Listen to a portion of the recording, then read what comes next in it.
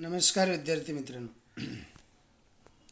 आज आपण विज्ञान आणि तंत्रज्ञान या विषयाला सुरुवात करणार आहोत. एक लेसन याच्यापूर्वी झालेला आहे, तेव्हा मी सांगितलेलं आहे तुम्हाला की यामध्ये हा जो विज्ञान आणि तंत्रज्ञानाचा भाग आहे त्यामध्ये एकूण 18 लेसन आहेत.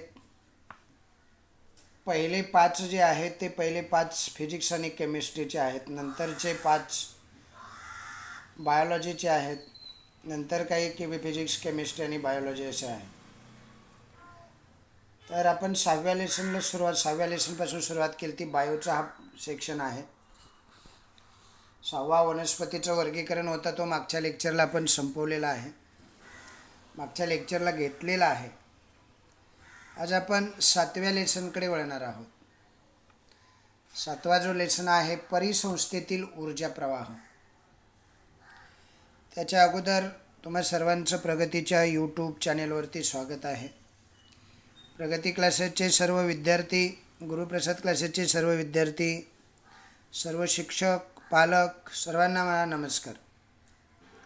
आज आपण 7वा लेसन पाहतोय. 7वा लेसन पाहत असताना आपणाला परिसंस्था आणि त्यातील ऊर्जा प्रवाह पाहिजे. मग किमान आपणाला अगोदर पूर्वज्ञान म्हणून परिसंस्था माहीत असणं गरजेचं आहे. या लेसनमध्ये आपणाला एकूण 3 घटक पाहिजे आहेत, अभ्यास घटक जे आहेत. त्यातला पहिला अभ्यास घटक आहे अन्न साखळी आणि अन्न जाळं. दुसरा अभ्यास घटक आहे ऊर्जेचा मनोरा. आणि तिसरा जो अभ्यास घटक आहे जैव भू रासायनिक चक्र, म्हणजे कार्बन, ऑक्सिजन आणि नायट्रोजन 3 प्रकारची चक्र आपल्याला पाहिजे. आजच्या लेक्चरला आपण अन्न साखळी आणि अन्न जाळं या इथपासून सुरुवात करूया. म्हणजे परिसंस्थेमध्ये अन्न साखळी आणि ऊर्जा प्रवाह कसे निर्माण होतात. आता तुम्हाला अगोदर परिसंस्था म्हणजे काय माहीत आहे का बघा. तुम्हाला थोडंसं पूर्वज्ञान असणं गरजेचं आहे परिसंस्थेबद्दल. म्हणजे परिसंस्था आणि परिसंस्थेमध्ये येणारे जे घटक आहेत ते तुम्हाला थोडक्यात माहीत असणं गरजेचं आहे. मग परिसंस्था कळतील. मग परिसंस्थेमध्ये ऊर्जा प्रवाह, अन्नजाळं कसं निर्माण होतं ते समजून घ्यायला त्याची मदत होईल. त्या संदर्भात तुम्हाला 2-3 प्रश्न विचारलेत. मागे वळून पाहताना असं एक सदर आहे, पाहिला असेल तुम्ही पुस्तकामध्ये पेज नंबर 81 वरती.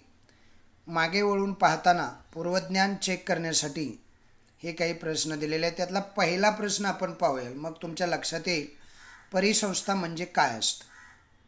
पहिला त्यावरच विचारला आहे, परिसंस्था म्हणजे काय. बघा, आठवून तुम्ही पाहिलं ना, हे सारं झालेलं आहे 8वीला, 7वीला, 6वीला. परिसंस्था, परिस्थितिकी हे सारं झालेलं आहे. शब्द वेगवेगळे होते, अर्थ एक होता. इकॉलॉजी सायन्स जे आहे, परिस्थितिकी जे आहे ते तुम्हाला थोडीशी माहीत पाहिजे. आता तुम्हाला विचारले परिसंस्था म्हणजे काय, त्या प्रश्नाचं उत्तर तुम्हाला सांगता येते का बघा. अशा वेळेला व्हिडिओ पॉज करायचा, आपल्याला उत्तर सांगता येते का बघायचं, लिहायचं. मग मी काय सांगतोय ते ऐकायचं आणि मग बघायचं आपलं बरोबर आहे का. असं करत पुढे गेलात तर अधिक चांगला अभ्यास होईल. त्यांना अभ्यास करायचा आहे नीट. तर परिस्थितिकी म्हणजे काय असतं बघा. एखाद्या परिसरामध्ये असणारे जैविक आणि अजैविक घटक आणि त्यांच्यात होत असणाऱ्या आंतरक्रिया, त्यामुळं परिसंस्था भरते. Ecology is a branch of science, म्हणजे ही एक सायन्सची ब्रँच आहे. परिस्थितिकी किंवा परिसंस्था ही एक सायन्सची ब्रँच आहे, ज्यामध्ये जैविक आणि अजैविक घटक एकत्ररित्या वेगवेगळ्या आंतरक्रियांच्या माध्यमातून कार्यरत असतात. असं जे ठिकाण आहे ज्यामध्ये जैविक घटक आहेत, अजैविक घटक आहेत आणि त्यांच्या आंतरप्रक्रिया होत आहेत आणि त्यातून त्यांची परिसंस्था, म्हणजे त्यांचं जीवन चालतं आहे असं म्हणा, त्याला परिसंस्था असं म्हणतात. म्हणजे जैविक अजैविक घटक आणि त्यांच्या आंतरक्रिया यामुळं परिसंस्था बनते. ओके.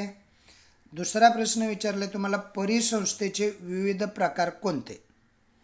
आता बघा, परिसंस्थेचे वेगवेगळे प्रकार आहेत. परिसंस्था बघा, जलीय परिसंस्था असते, म्हणजे जसं ज्या ज्या माध्यमात सजीव राहतात ना, तिथे एक परिसंस्था तयार होणारच. त्या पाण्यात राहत असताना त्या पाण्यात राहणारे सर्व वनस्पती, प्राणी आणि त्यांच्या अवतीभोवती असणारे, त्यांना आवश्यक असणारे ज्यांच्याशी ते रोजच्या व्यवहारामध्ये रोजच्या जीवनामध्ये आंतरक्रिया करतील असे काही घटकही असणार. एक जलीय परिसंस्था असते, भूपरिसंस्था असते, या दोन मुख्य परिसंस्था असतात. अनेक त्यांचा उपप्रकार अनेक आहेत. जसं वाळवंटी परिसंस्था आहे, जंगल परिसंस्था आहे, सागर परिसंस्था आहे, गोड्या पाण्यातली परिसंस्था आहे, खाऱ्या पाण्यातली परिसंस्था आहे. वेगवेगळ्या अशा परिसंस्था तुम्हाला पाहायला मिळतील. पण मुख्य परिसंस्था दोन, एक जलीय परिसंस्था आणि एक भूपरिसंस्था. मग बाकीच्या साऱ्या उपपरिसंस्था आहेत. वाळवंट आहे, वाळवंट एक परिसंस्थाच आहे. जंगल आहे, जंगलामध्ये अनेक प्रकारच्या परिसंस्था आहेत. सागर आहे, सागरामध्ये अनेक प्रकारच्या परिसंस्था आहेत. गोड्या पाण्यातल्या परिसंस्था आहेत. वेगवेगळ्या पाण्यामध्ये वेगवेगळ्या जमिनीवरती वेगवेगळ्या परिसंस्था या पाहायला मिळतील. पण परिसंस्थेचे मुख्य दोनच प्रकार आहेत. एक आहे जलीय परिसंस्था आणि दुसरे आहे भूपरिसंस्था. हा झाला दुसरा प्रश्न. तिसरा प्रश्न काय विचारला आहे बघा. परिसंस्थेतील जैविक अजैविक घटकातील आंतरक्रिया कशा पद्धतीने पार पडतात. आपण पहिल्या प्रश्नात पाहिलं की नाही, परिसंस्था म्हणजे या आंतरक्रिया म्हणजे सजीव निर्जीव घटकामध्ये ज्या आंतरक्रिया घडतात अशी एक जागा. मग यामध्ये आंतरप्रक्रिया ज्या घडतात किंवा आंतरक्रिया कशा पद्धतीनं पार पडतात असा प्रश्न विचारला. बघा, परिसंस्थेमध्ये जैविक आणि अजैविक घटक असतात आणि त्यामधल्या आंतरप्रक्रिया ज्या असतात त्या कशा घडतात बघा. प्रत्येक सजीवाला जगण्यासाठी काही अजैविक घटकांची आवश्यकता असते. प्रत्येक सजीव म्हणजे तुम्हाला मला सुद्धा, प्राण्यांना पक्ष्यांना सुद्धा, वनस्पतींना सुद्धा, प्रत्येक सजीवाला जगण्यासाठी ठराविक अजैविक घटकांची आवश्यकता असते. कोणकोणते घटक असतात जे सजीवांना जगण्यासाठी आवश्यक आहेत पण अजैविक आहेत, निर्जीव आहेत. हवा पाहिजे, पाणी पाहिजे, माती पाहिजे, सूर्यप्रकाश पाहिजे, तापमान पाहिजे, आर्द्रता पाहिजे, यासारख्या अजैविक घटकावर तिथं राहणाऱ्या सजीवांचा हा प्रकार अवलंबून असतो. म्हणजे हे सारे घटक किती प्रमाणात कशा प्रमाणात मिळतात त्यावर तिथली सजीवसृष्टी अवलंबून असते. सजीवांची संख्या, त्याची जगण्याची क्षमता ही अजैविक घटकानुसारच ठरवली जाते. म्हणजे सजीवाची जगण्याची जी क्षमता असते आणि सजीवांची जी संख्या असते त्या ठिकाणी अजैविक घटक किती प्रमाणात आहेत, कसे आहेत त्यावरती अवलंबून असते. ओके. आता बघा, अजैविक आणि जैविक घटकांचा सातत्याने होणाऱ्या आंतरप्रक्रियेमुळे अजैविक घटक कमी अधिक होत जातात. म्हणजे परिसंस्थेमध्ये विविध जैविक घटकांचा देखील एकमेकावर परिणाम होत असतो. वेगवेगळे जैविक घटक असतात आणि त्यांचा एकमेकावर असा परिणाम होत असतो. अशा पद्धतीनं त्यांच्या आंतरप्रक्रिया होतात. एखादी आंतरप्रक्रिया तुम्हाला नक्की सांगता आली पाहिजे. श्वसनाची आहे, म्हणजे हवा हा निर्जीव घटक आहे पण सजीवाला आवश्यक असणारा हा घटक आहे. मग सजीव काय करतो, हा निर्जीव घटक, अजैविक घटक श्वसनाद्वारे शरीरात घेतो आणि त्याद्वारे ऊर्जा निर्मिती करत असतो. ही झाली आंतरक्रिया. अशा अनेक आंतरक्रिया घडत असतात परिसंस्थेमध्ये. ओके. आता पुढे आपण लेसनकडे वळूया. हे तिन्ही प्रश्न आपण पाहिले. नंतर आपल्याला वळायचं आहे ते म्हणजे परिसंस्थेतील ऊर्जा प्रवाह. बघा, मागच्या इयत्तेचा अभ्यास तुम्ही जर नीट केला असेल 8वीमध्ये, तुम्हाला ह्या साऱ्या गोष्टी झालेल्या आहेत. पोषण पद्धतीनुसार म्हणजे वेगवेगळ्या पोषण पद्धतीनुसार आपण सजीवांचं वर्गीकरण शिकलो होतो, आहे की नाही. म्हणजे स्वयंपोषी, परपोषी असं शिकलेलो होतो आपण, सारं पाहिलेलं होतं. त्यानुसार स्वयंपोषी म्हणजे उत्पादक, म्हणजे स्वतःचं अन्न स्वतः तयार करणारे, आणि परपोषी म्हणजे भक्षक. हे आपल्याला झालेलं होतं 8वीच्या इयत्तेमध्ये. मृतोपजीवी आणि विघटकी पाहिलेलं होतं. म्हणजे मृत शरीरावर जगणारे आणि प्राण्यांचं विघटन करून, म्हणजे शरीरावर कुजण्यासाठी काही द्रव्य प्राणी सोडायचे आणि ते द्रव्य सोडल्यानंतर विघटन व्हायचं, त्यातून जे द्रव्य मिळायचे ते शोषून घेऊन जगायचे. म्हणजे मृतोपजीवी होते, विघटक होते, असे विविध प्रकारचे सजीवांचे प्रकार आपण पाहिलेले आहेत. सभोवतालच्या परिसंस्थेमध्ये विविध भक्षक स्तर, म्हणजे वेगवेगळ्या स्तरावरती वेगवेगळं अन्न भक्षण केलं जातं. त्याचे स्तर खाली दिलेले आहेत बघा, 4 स्तर दिलेले आहेत. प्राथमिक भक्षक, द्वितीयक भक्षक, सर्वोच्च भक्षक आणि उभयहारी किंवा मिश्राहारी भक्षक, असे हे 4 प्रकार दिलेले आहेत आपल्याला. पहिला बघा, प्राथमिक भक्षक आहे, त्याला शाकाहारी असं म्हणतात. म्हणजे पहिला जो आहे ना, हा काय करतो माहिती आहे, वनस्पतीवर जगतो, वनस्पती खाऊन जगणारा. त्याला प्राथमिक भक्षक म्हणायचं. वनस्पती स्वतःचं अन्न स्वतः तयार करतात, त्यामुळे त्या भक्षकात येत नाहीत, ते उत्पादकामध्ये येतात. त्यांना उत्पादक असं म्हणतात. आणि वनस्पती खाऊन जगणारे जे असतात त्यांना भक्षक म्हणायचं. प्राथमिक भक्षक असतो तो फक्त वनस्पती खाऊन जगतो. उदाहरणार्थ नाकतोड आहे, खार आहे, हत्ती आहे, हे सारे काय आहेत रे? स्वयंपोषी वनस्पतींना खाऊन जगणारे प्राणी आहेत. त्यावर प्रत्यक्षरित्या प्रत्यक्ष त्यावरच अवलंबून असतात. वनस्पतीवर अवलंबून असणारे सर्व भक्षकांना प्राथमिक भक्षक म्हणायचे. उत्पादकावर अवलंबून आहे डायरेक्ट. नंतर आहे द्वितीय भक्षक, त्याला म्हणतात मांसाहारी. उदाहरणार्थ बेडूक आहे, घुबड आहे, कोल्हा आहे, हे शाकाहारी प्राण्यांचं अन्न म्हणून वापर करत असतात. म्हणजे जे प्राणी प्राथमिक भक्षक आहेत त्यांना खाऊन द्वितीय भक्षक जगत असतात, ते मांसाहारी असतात. आणि सर्वोच्च भक्षक कसे आहेत बघा, वाघ, सिंह मांसाहारी आहे. त्या मांसाहारी प्राण्यांना हे खातात, वाघ, सिंह, त्यांना खाऊन ते आपला उदरनिर्वाह करतात. इतर प्राणी तेच खात नसतात, त्यांना सर्वोच्च भक्षक म्हणायचं. नंतर उभयहारी भक्षक एक आहे किंवा मिश्राहारी म्हणायचं त्याला. म्हणजे माणूस आहे समजा, अस्वल आहे समजा, हे वनस्पतीही खातात, शाकाहारी आणि मांसाहारी दोन्ही प्राण्यांचा अन्न म्हणून वापर करत असतात. अशा पद्धतीनं हे वेगवेगळे काय आहेत रे? भक्षक स्तर आहेत. प्राथमिक भक्षक, द्वितीय भक्षक, तृतीयक भक्षक, सर्वोच्च भक्षक, उभयहारी भक्षक, असे वेगवेगळे टप्पे आहेत. आता आपण अन्नसाखळीकडे वळूयाल. फूड चेन आणि फूड वेब्स म्हणतात त्याला. अन्नसाखळी कशी तयार होते बघा.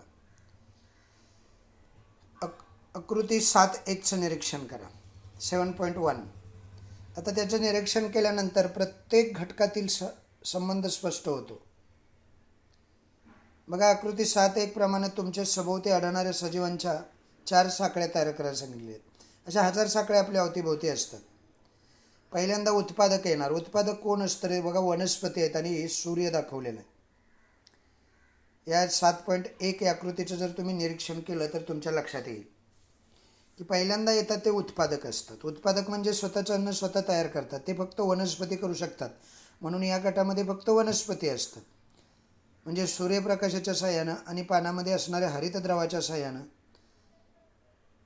त्याचबरोबर हवेतील कार्बन डायऑक्साईड, जमिनीतील खनिज क्षार पाणी शोषून घेऊन ते प्रकाश संश्लेषण, फोटोसिंथेसिस घडवून आणतात आणि उत्पादक बनतात. उत्पादकाला खाऊन भक्षक आणि मृतोपजीवी त्यांच्यामध्ये कायमच अंतरक्रिया होत असतात. उत्पादक, भक्षक आणि मृतोपजीवी यांच्यामध्ये या अंतरक्रिया होत असतात. अंतरक्रियेत एक क्रम असतो, त्याला अन्नसाखळी असं म्हणायचं. प्रत्येक साखळीत असे 4, 5 अधिक कड्या असतात. एखाद्या परिसंस्थेमध्ये अशा परस्पराशी जोडल्या गेलेल्या अनेक अन्नसाखळ्या समावेश असतो. त्यातून अन्नजाळं निर्माण होत असते. ही 7.1 मध्ये दिलेली एक अन्नसाखळी आहे. वनस्पती खाऊन जगणारा नाकतोड आहे, नाकतोड्याला खाणारा बेडूक आहे, बेडुकाला खाणारा साप आहे, सापाला खाणारा ससन आहे. आणि मग ससाना काय करत असतं? ससाण्याचं काय होतं रे? ससानं जे आहेत ते मृत शरीरावर नंतर मृतोपजीवी आहेत, त्यांना विघटक असंही म्हणतात. असे वेगवेगळ्या साखळी आहेत. बऱ्याच वेळा साखळीमध्येच खंडित होते किंवा वाढते सुद्धा. अशा अनेक अन्नसाखळ्या एकात एक गुंतले की मग अन्नजाळं तयार होतं. मागच्या इयत्तेमध्ये बघा, तुम्ही अभ्यासलेलं विविध परिसंस्थाचं अन्नजाळं तुमच्या लक्षात आणा, आठवून बघा. मागच्या इयत्तेमध्ये अन्नजाळं तुम्ही अभ्यासलेलं अनेक परिसंस्था. म्हणजे आता उदाहरणार्थ इथं वनस्पती दाखवले, नाकतोडा खातो. वनस्पती खाऊन जगणारे इतरही प्राणी आहे, तोही वनस्पती खातो, त्याच्यापासून दुसरं होतं, दुसरं अन्नजाळं तयार, अन्नसाखळी तयार होते. मग तिसरा खातो, हरिण खातो, ससा खातो वनस्पती. सशाला खाऊन जगणारा वेगळा असतो आणि हरणाला खाऊन जगणारा वेगळा असतो. अन्नसाखळ्या वेगवेगळ्या तयार होतात आणि ते एकमेकामध्ये अनेक अन्नसाखळ्यांचा त्यामध्ये परस्पराशी जोडले गेले की त्यामध्ये अन्नजाळ्याच्या स्वरूपात त्या तयार होत असतात. जरा डोके चालवामध्ये काय दिले, मागील इयत्तामध्ये तुम्ही अभ्यासलेल्या विविध परिसंस्थांमधील अन्नसाखळी स्पष्ट करा. वेगवेगळ्या अन्नसाखळ्या होत्या, आहे की नाही? इथं बघा, एखादाच सजीव इतर अनेक सजीवांचे भक्ष असतो. म्हणजे उत्पादकांचंही मी सांगितलं ना तुम्हाला, वनस्पती खाऊन जगणारे फक्त काही नाकतोडच नसतो. वनस्पती खाऊन जगणारे अनेक प्राणी या निसर्गामध्ये आहेत. उदाहरणार्थ एखादा कीटक अनेक प्रकारच्या वनस्पतींची पानं खातो, मात्र तो कीटक बेडूक खाऊन जगते, बेडूक खातो, पाल खाते. पक्षी त्यांचं भक्ष असतात. जर हे एखाद्या आकृतीत दाखवल्याचे म्हटले तर सरळ रेषेमध्ये अन्नसाखळी ऐवजी गुंतागुंतीचं अनेक शाखा जाळं तयार होईल. यालाच निसर्गातील अन्नजाळं असं म्हणतात. म्हणजे उदाहरणार्थ एक समजा वनस्पती आहे आणि वनस्पतीला खाऊन जगणारा एक कीटक आहे समजा. मग त्या कीटकाला खाऊन जाणारा आता फक्त कीटकच वनस्पतीला खातो का? नाही. वनस्पतीला खाऊन जगणारा नागतोडा आहे, वनस्पतीला खाऊन जगणारा हरिण आहे, वनस्पतीला खाऊन जगणारी बकरी आहे, वनस्पती खाऊन जगणारा मानव आहे, अनेक आहेत ना. नंतर त्यांना खाऊन जगणारे सुद्धा द्वितीय भक्षक येतील. आता कीटक आहे समजा, त्याला बेडुकी खातो, पाल बी खाते, पक्षी बी खातात. मग बेडकापासून एक अन्नसाखळी तयार झाली, पालीपासून एक तयार झाली, पक्ष्यापासून एक तयार झाली. वेगवेगळ्या अन्नसाखळ्या अशा तयार होतात. आणि मग ते आकृतीत दाखवायचं म्हटलं तर ते सारं किचकट होऊन जातं, गुंतागुंतीचं होतं. त्यालाच अन्नजाळं असं म्हणतात. सामान्यपणे असे अन्नजाळे निसर्गात सर्वत्र आढळत असतात. जरा डोके चालवामध्ये काय दिलेलं आहे बा. सभोवतालच्या परिसंस्थेमध्ये एक परिसंस्था आहे, तर निर्जीव सजीव घटक आहेत बघा, वेगवेगळे घटक आहेत. आता या सभोवतालच्या परिसंस्थेमध्ये विविध भक्षक नोंदवा व त्यांचे पोषण पद्धतीनुसार वर्गीकरण करा. 7.2 मध्ये विविध सजीवांची चित्र दिलेली दिसतात. त्यापासून अन्नजाळं तयार करा. अन्नजाळ्यामध्ये भक्षकांची संख्या निश्चित असते का? नसते. अन्नजाळ्यामध्ये निश्चित असे भक्षक नसतात, अनेक भक्षक असतात. त्यामध्ये अनेक भक्षकांचे अन्नजाळे एकाच प्रकारचे सजीव असतील तर त्याचा परिसंस्थेवर काय परिणाम होईल? परिसंस्था खंडित होईल ना. एक मेला मधला तरी दुसरा उपाशी मरेल. अन्नजाळ्यामध्ये संतुलन असणे का आवश्यक असते? बघा, हे जे प्रश्न आहेत ना अन्नसाखळीवरती विचारलेले तिन्ही प्रश्न, ते तुम्हाला नीट समजलेले असले पाहिजेत. मग काय होतं, हे प्रश्न जेव्हा नीट समजतात ना तेव्हा मग लेसन समजायला सोपं जातं. पहिला प्रश्न काय आहे, अन्नजाळ्यामध्ये भक्षकांची संख्या निश्चित असते का? आता ते तुम्हाला काय वाटतं ते बघा अगोदर. समजलं? म्हणजे आपणाला उगीच जसं काही बी वाटून चालत नसतं, त्याला थोडंसं लॉजिक असावं लागतं. जे अन्नसाखळ्या असतात, म्हणजे अन्नसाखळ्यामध्ये भक्षकांची संख्या जर निश्चित असते का असा जर प्रश्न विचारला तर त्याचं उत्तर असतं नाही. अन्नजाळ्यामध्ये भक्षकांची संख्या निश्चित नसते. अन्नजाळ्यात अनेक गुंतागुंतीच्या क्रिया होत असतात, त्यामुळे भक्षक देखील बदलत असतात. समजलं? वेगवेगळे भक्षक बदलत असतात. मी सांगितलं ना, वनस्पती खाऊन जगणारा काही एकच नागतोडा किंवा एकच कीटक नाही आहे, किंवा एक हरिण नाही आहे, किंवा एक ससा नाही आहे. वेगवेगळे प्राणी आहेत वनस्पती खाऊन जगतात. त्यामुळे एकच संख्या निश्चित असणं शक्य नसतं. दुसरा प्रश्न विचारला, अनेक भक्षकांचे अन्न एकाच प्रकारचे सजीव असतील तर त्याचा परिसंस्थेवर काय परिणाम होईल? बघा, अनेक भक्षकाचं अन्न एकाच प्रकारचे जर सजीव असतील तर त्यांना अन्नाचा तुटवडा भासेल. समजलं? म्हणजे अनेक भक्षक आहेत आणि त्यांचं भक्ष्य जे आहे, अन्न जे आहे ते एकाच प्रकारचा सजीव आहे. मग काय होईल रे? अन्नाचा तुटवडा भासेल. बळी तो कानपिळे या तत्वानुसार मग प्रत्येकजण अन्न मिळवण्यासाठी भांडत बसेल, झगडा करेल. ज्याला अन्न मिळेल, ज्याच्याकडे ताकद आहे, ज्याला अन्न मिळेल तो जिवंत राहील, बाकीचे मरतील. ज्या अन्नावर अनेक जण अवलंबून असतील ते संपले तर त्याच्या भक्षकांची संख्या देखील कमी होईल आणि या सर्वांचा परिणाम असा होईल की परिसंस्थेचं संतुलन बिघडून जाईल. अन्नजाळ्यामध्ये संतुलन असणे आवश्यक आहे का असा एक प्रश्न विचारला आहे. तर अन्नजाळ्यामध्ये संतुलन असणं फार गरजेचं आहे. अन्नजाळ्यामध्ये संतुलन नसेल तर त्यातील विविध पोषण पातळ्या ज्या असतात त्या विविध पोषण पातळ्या सजीवामध्ये योग्य प्रकारे आंतरक्रिया होणार नाहीत.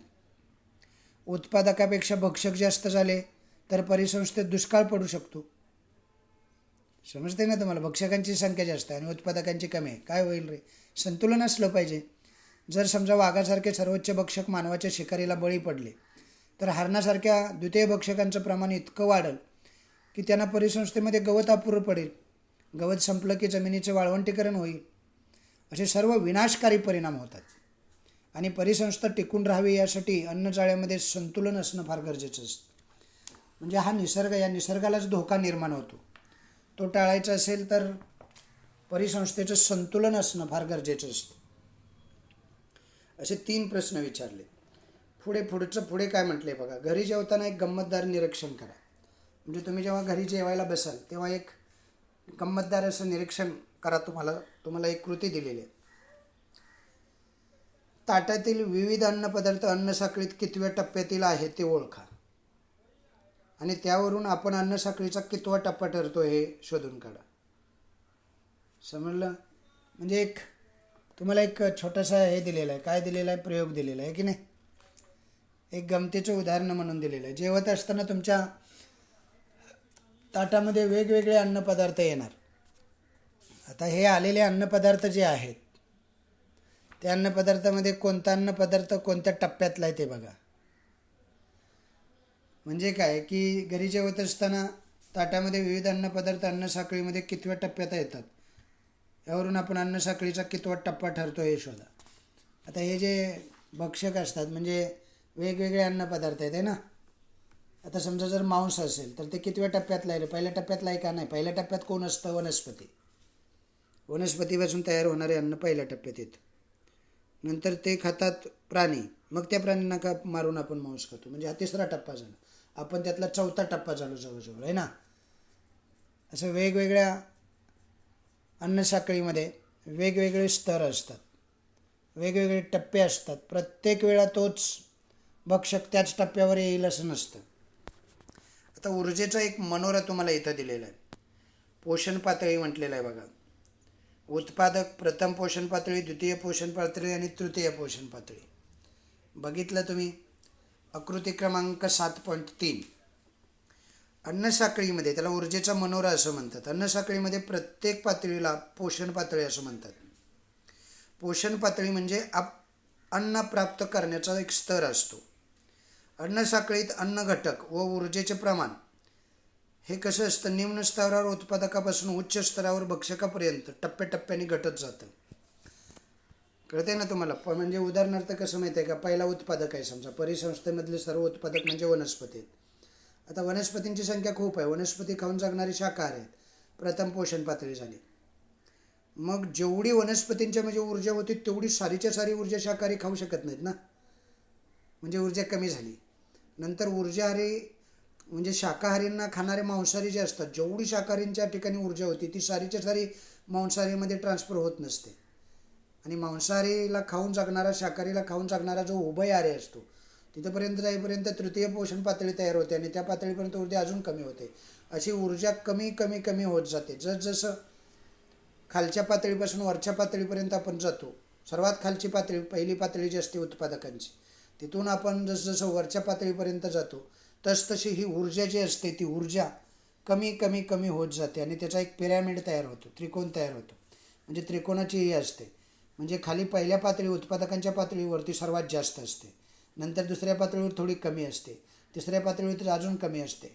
चौथ्या पातळीवर अजून कमी होत जाते. अशा पद्धतीनं या प्रत्येक स्तरामध्ये अन्नसाखळीतील प्रत्येक पातळीला पोषण पातळी म्हणतात. पोषण पातळी म्हणजे अन्न प्राप्त करण्याचा एक स्तर. अन्नसाखळीत अन्न घटक व ऊर्जेचे प्रमाण निम्न स्तरावरील उत्पादकापासून उच्च स्तरापर्यंत भक्षकापर्यंत टप्प्याटप्प्यानं कमी होत जातं, घटत जातं. त्याला म्हणतात ऊर्जेचा मनोरा. काय म्हणायचं? एनर्जी पिरॅमिड म्हणजे ऊर्जेचा मनोरा. खाली परिचय शास्त्रज्ञाचा मध्ये काय दिले बघा. 1942 लिंडमन या शास्त्रज्ञाने अन्नसाखळी आणि त्यातील ऊर्जावहन यांचा अभ्यास केला. पहिल्यांदा अभ्यास कोणी केला रे? 1942 लिंडमन या शास्त्रज्ञाने अन्नसाखळी आणि त्यातील ऊर्जा प्रवाह यांचा अभ्यास केलेला आहे. आता परिस्थितिकीय मनोरा काय आहे बघा. त्याला इकॉलॉजिकल पिरॅमिड असं म्हणतात.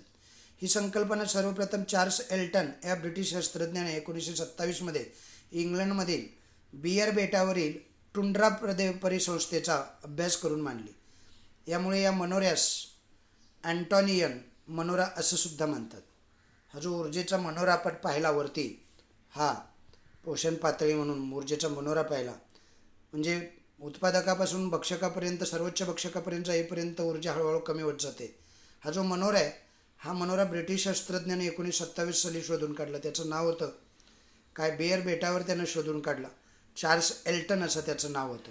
आणि म्हणून या मनोऱ्याला एल्टॉनियन मनोरा असं सुद्धा म्हणतात. शास्त्रज्ञाचं नाव दिलेलं आहे. ओके. पुढे बघा. जरा डोके चालवामध्ये काय दिलेलं आहे. विचार करा, जरा विचार करा. डोके चालवा म्हणजे जरा विचार करा. ओके.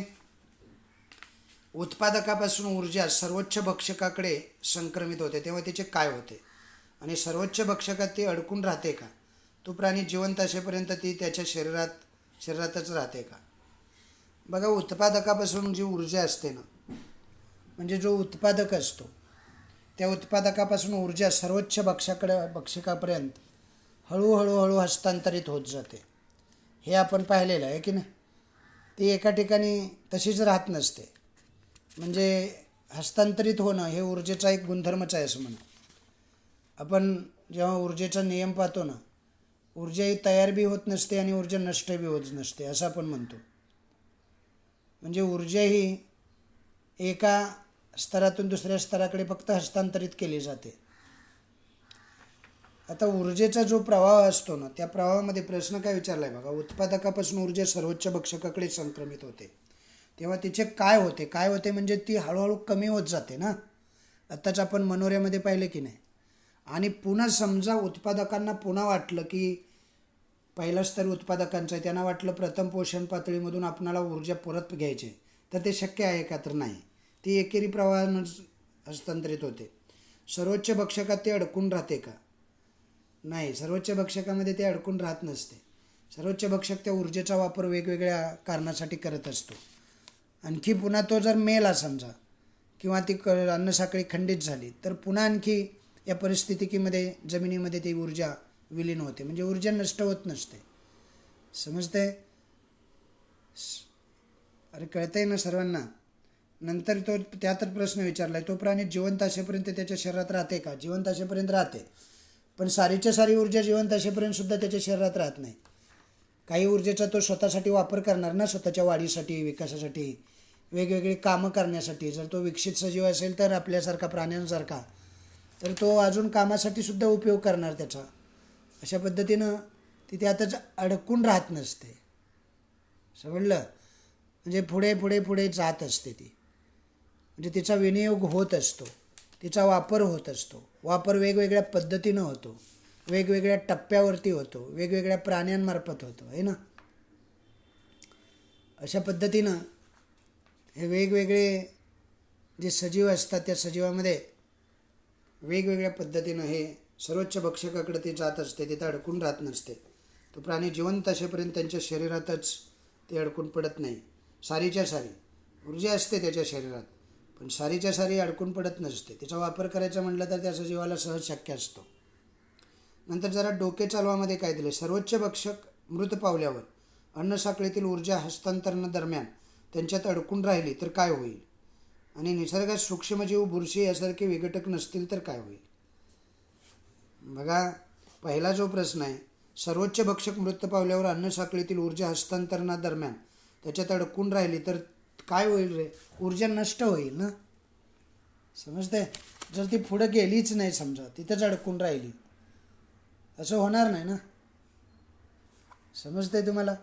निसर्गात समजा विघटनशील पदार्थाचं विघटन होणार नाही असं जर झालं, सृष्टीतील जीवाणू पूर्ण नष्ट होतील ऊर्जा जर तिथंच अडकून राहिली तर. आणि बुरशी किंवा सूक्ष्मजीव जे आहेत ते विघटक नसतील तर काय होईल माहिती आहे, विघटनशील पदार्थाचं विघटनच होणार नाही, ते तसेच पडून राहतील आणि कुजतील. खनिज चक्र, प्राण्यांचं उत्सर्जक पदार्थ, मृत सजीवांची शरीरं यामध्ये अडकून पडलेली जी खनिज आहेत ना, पुन्हा जमिनीत परतणार नाहीत ती. त्यामुळे त्यांचा पुनर्वापर जो आहे तो शक्य होणार नाही. खनिज चक्र खंडित होईल आणि पुढील पिढीला खनिजे उपलब्ध होणार नाही. म्हणजे किती वाईट परिणाम होईल बघा. साधं आपल्याला वाटतं सूक्ष्मजीव आणि बुरशी नसेल, विघटकच नसतील तर विघटन होणार नाही आणि खनिजे पुन्हा जमिनीत मिक्स होणार नाहीत. जीवनाधार मूलद्रव्य जे असतात, जीवनाधार मूलद्रव्य पुन्हा जीवभूचक्र जे असतं त्या चक्राला उपलब्ध होणार नाहीत. मग पुन्हा वनस्पतींची वाढ होणार नाही.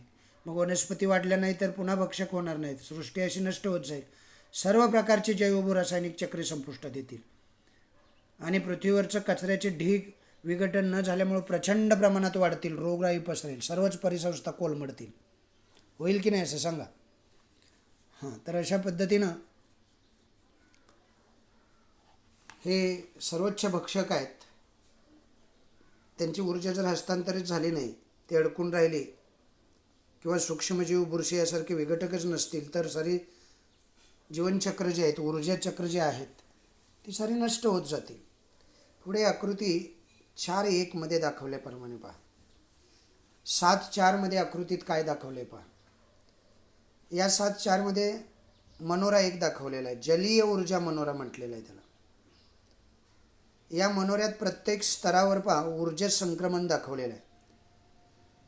अन्नसाखळीत अनेक ऊर्जा विनिमय स्तर असतात. त्या पहिला जो स्तर आहे त्यामध्ये 10,000 किलो कॅलरी एवढी ऊर्जा आहे. वरच्या स्तरात गेलं तर 1,000 किलो कॅलरी आहे. त्याच्यावरच्या स्तरात गेलं तर 100 किलो कॅलरी आहे. आणि पुन्हा मानवापर्यंत येता येतं ते 10 किलो कॅलरीच झाली. म्हणजे पहिला वनस्पतीचा स्तर आहे, नंतर प्राण्यांचा स्तर आहे, नंतर माशांनी ती वनस्पती खाल्ली. प्लवंग नावाची वनस्पती मासे खातात. वनस्पती मग प्लवक वनस्पती प्राणी खातात. ते वेगवेगळे प्राणी मग माशाच्या स्वरूपात मानव खात असतो. ऊर्जा विनिमय स्तर रचनेमध्ये ऊर्जेचे हस्तांतर होत असताना मूळ ऊर्जा किती कमी होत जाते बघा. सजीव संख्यासुद्धा निम्न स्तराकडून उच्च स्तराकडे कमी कमी होत जाते. तुम्ही जर पाहिलं वनस्पतीवर जगणारे प्राणी जास्त की वनस्पती जास्त? वनस्पती जास्त. पुन्हा प्राथमिक भक्षकावर जगणारे द्वितीय भक्षक जास्त की प्राथमिक भक्षक? ही संख्या पाहिली तर द्वितीय भक्षक कमी असतात. म्हणजे निम्न स्तराकडून उच्च स्तराकडे प्राण्यांची संख्या, सजीवांची संख्यासुद्धा कमी कमी होत जाते. परिसंस्थेतील ऊर्जेच्या या आकृतिबंधाला ऊर्जेचा मनोरा असं म्हणतात. आणि हा जो ऊर्जेचा मनोरा असतो, सर्वोच्च भक्षक मृत पावल्यानंतर त्यांच्या मृत शरीराचं विघटन करणाऱ्या विघटकांना ती ऊर्जा उपलब्ध होत असते. म्हणजे आपण जरी मरण पावलो, सर्वोच्च भक्षकामध्ये जो प्राणी येतो, मानव येतो समजा, तो जरी मरण पावला तरी त्याचं शरीर विघटन होतं आणि ते पुन्हा जमिनीत मिक्स होतं. बुरशी, सूक्ष्मजीव ही मृत प्राण्यांची निर्जीव शरीर विघटन करत असतात. त्यांना विघटक असं म्हणतात. मृत अवशेषापासून अन्न मिळवताना विघटक त्याचं रूपांतर साध्या कार्बनी पदार्थामध्ये करतात आणि ते पदार्थ हवा, पाणी, माती यात सहजतेनं मिक्स होतात, मिसळतात. तिथून ते घटक पुन्हा वनस्पतीकडून शोषले जातात आणि पुढे ते अन्नसाखळीत संक्रमित होतात. यावरून तुमच्या असं लक्षात येईल की सजीवांच्या विविध पोषण प्रकारानुसार तयार होणाऱ्या अन्नजाळ्यामुळे ऊर्जा आणि इतर प्रकारची पोषण द्रव्य परिसंस्थेत प्रवाहित होत राहतात. ती एका ठिकाणी नसतात. यालाच ऊर्जा अक्षयता असं म्हणतात. म्हणजे ऊर्जा आपल्या शरीरात असणारी ऊर्जा कधी नष्ट होत नसते कुणाच्याच शरीरात. वनस्पतीपासून ते सर्वोच्च भक्षकापर्यंत आपण पाहिलं, ही जी ऊर्जा आहे ती नष्ट होत नसते, ती फक्त रूपांतरित होत असते. कोणत्याही परिस्थितीमध्ये, कोणत्याही परिसंस्थेतील ऊर्जेचा महत्त्वाचा स्रोत असतो सूर्य. परिसंस्थेतील हरित वनस्पती एकूणच सौर ऊर्जेपैकी काही ऊर्जा अन्नाच्या स्वरूपात साठवून ठेवतात. विघटकापर्यंत पोहोचेपर्यंत ही ऊर्जा एका पोषण पातळीकडून दुसऱ्या पोषण पातळीकडे संक्रमित होत होत जाते आणि विघटकाकडून त्यातील काही ऊर्जा उष्णतेच्या स्वरूपात बाहेर टाकली जाते. मात्र त्यातील कुठलीही ऊर्जा सूर्याकडे परत जात नाही. म्हणून ऊर्जेचा हा प्रवाह एकेरी प्रवाह असतो.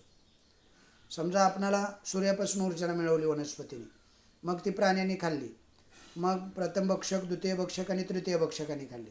समजा तृतीय भक्षक मेला, पुन्हा जमिनीमध्ये मिक्स झाली की नाही? पण सूर्याला ती परत जाते का रे?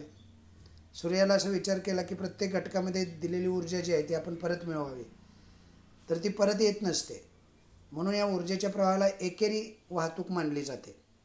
पुढे जरा डोके चालवामध्ये काय दिलं आहे बघा. परिसंस्थेमध्ये तृतीय सर्वोच्च भक्षक जसे वाघ, सिंह यांची संख्या इतर भक्षकाच्या तुलनेत कमी का असते, असा एक प्रश्न विचारला आहे. आता त्याचं उत्तर तुम्हाला निश्चित माहीत असलं पाहिजे. म्हणजे वाघ, सिंह यांची जी संख्या आहे इतर भक्षक आहे त्यांच्या तुलनेत कमी असण्याचं कारण आहे. म्हणजे समजा तळ्याची पोषण पातळी आहे, तळ्याच्या पोषण पातळीमध्ये नेहमीच जास्त सजीव असतात. वरच्या पोषण पातळीतील सजीव त्यांच्यावर अवलंबून असतात. भक्ष नेहमीच भक्षकापेक्षा जास्त संख्येनं असतं.